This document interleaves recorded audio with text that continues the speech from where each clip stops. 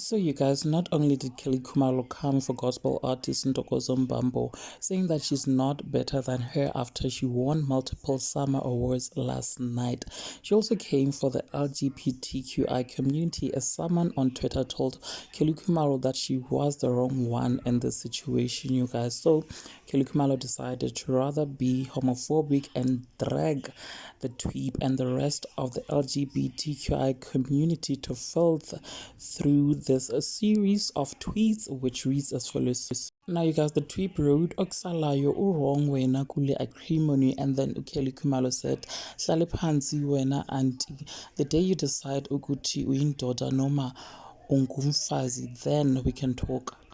Further went on and replied to the tweet and said, I did. F you in the S with no Vaseline. We are I guess who know who's the man. Now, you guys, just a few minutes later, after being homophobic and writing those tweets, Kelly Khumalo decided to apologize to the LGBTQI community, saying that she was indeed wrong and she regrets her behavior. She said, Ngonile with my homophobic remarks, ngiyaxolisa, that was uncalled for.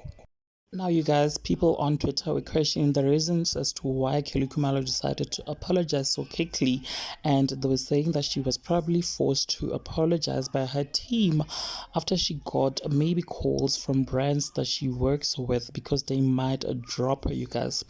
Is she afraid to touch the LGBTI community because they are the influential of the Black Twitter family, you guys, and they are busy threatening to ruin Kelly Khumalo as we speak, and emails and tweets are being written to brands that are working with the singer, you guys. What are your thoughts? Please do share them with me in the comment section. Don't forget to subscribe, like, or also follow the page if you haven't yet done so. I will definitely see you on the next video. Bye.